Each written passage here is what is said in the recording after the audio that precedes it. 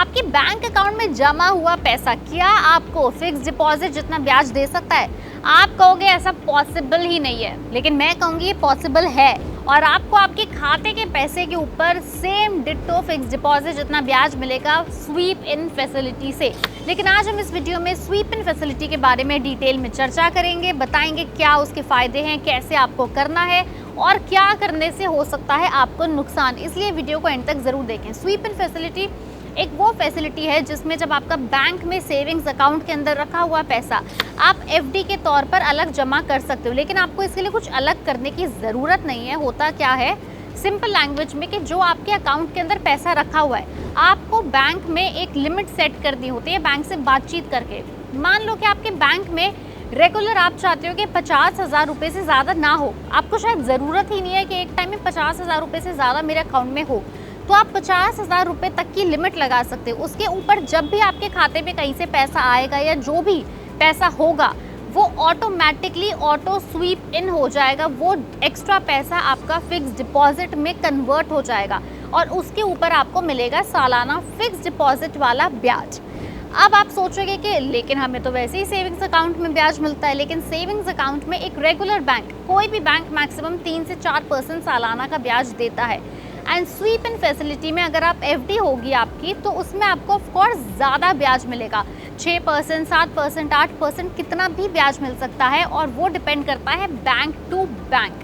तो same rate of interest नहीं है, लेकिन हाँ डेफिनेटली आपके सेविंग्स अकाउंट में अगर पैसा पड़ा रहता रखा रहता उससे तो बेहतर है कि स्वीप इन फैसिलिटी में ही आपको डबल फ़ायदा हो जाए। लेकिन इसमें सबसे ज़्यादा ज़रूरी है कि आपको बैंक से एक लिमिट सेट करानी पड़ेगी और लिमिट के साथ साथ आपको ड्यूरेशन भी सेट करानी होगी, जैसे कि 50,000 रुपये से ज़्यादा जितना भी अमाउंट है उसकी स्वीप इन फैसिलिटी एफडी हो जाए, या फिर जितनी भी स्वीप इन हो रही है वो 6 महीने की हो, 3 महीने की हो, 2 महीने की हो, 1 साल की हो।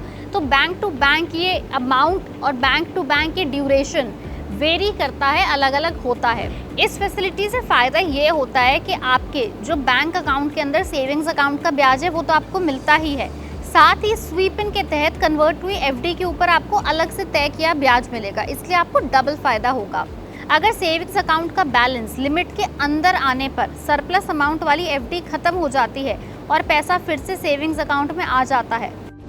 अच्छा, लेकिन कभी ऐसा भी हो सकता है कि उतना अमाउंट आपके बैंक खाते में है ही नहीं, बैंक अकाउंट में है ही नहीं, मतलब आप 50,000 रुपये तक नहीं है, तो उसमें क्या होता है कि ये जो आपकी एफडी है वो ऑटोमेटिकली ख़त्म हो जाती है, लिक्विडेट हो जाती है और वो पैसा आपके अकाउंट में आ जाता है।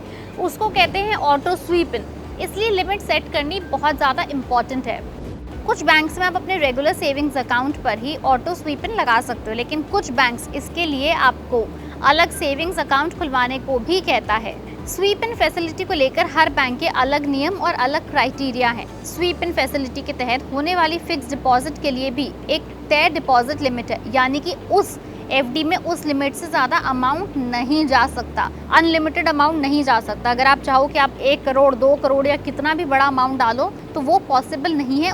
लेकिन अब आप सोच रहे होंगे कि ऑटो स्वीप इन फैसिलिटी से कहीं आपके अकाउंट की लिक्विडिटी तो कम नहीं हो जाएगी, अगर इमरजेंसी होगी तो पैसा कहाँ से आएगा? वेल, इसके लिए भी आपको कोई टेंशन लेने की बात नहीं, क्योंकि आप जब भी चाहो इस पैसे को वापस निकाल सकते हो, स्वीप आउट कर सकते हो। ये पैसा आपके बैंक के अकाउंट के अंदर आ जाएगा एंड इसके अंदर आपको कोई भी पेनल्टी या एक्स्ट्रा चार्ज नहीं देना पड़ेगा। हाँ, लेकिन जो ब्याज आप चाह रहे थे स्वीप इन फैसिलिटी से वो ब्याज आपको नहीं मिलेगा, बट स्टिल आप एक क्लिक से अपनी एक फ़ोन कॉल से वापस अपना ये स्वीप इन हुआ हुआ पैसा अपने बैंक के अकाउंट में ला सकते हो। ये फैसिलिटी आपको एक अच्छी लिक्विडिटी मेंटेन करने में मदद करती है, आपको हाई इंटरेस्ट रेट कर लेने में मदद करती है, आपका एक्स्ट्रा जो पैसा पड़ा हुआ है उसको रीयूज़ कर रही है, यानी कि आपके जमा हुए पैसे से ही आपको पैसा और बनाने की सहूलियत दे रही है।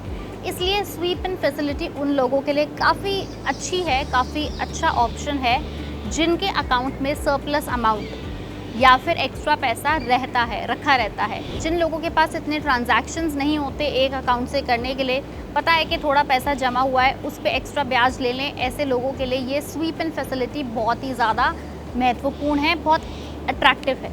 अगर आपके भी स्वीप इन फैसिलिटी से जुड़े कोई सवाल है तो आप हमें नीचे कमेंट सेक्शन में लिख के बता सकते हैं। अदरवाइज़ अगर आपको स्वीप इन स्वीप आउट फैसिलिटी कराने के लिए कोई मदद चाहिए तो भी आप हमें नीचे कमेंट सेक्शन में लिख के बता सकते हैं।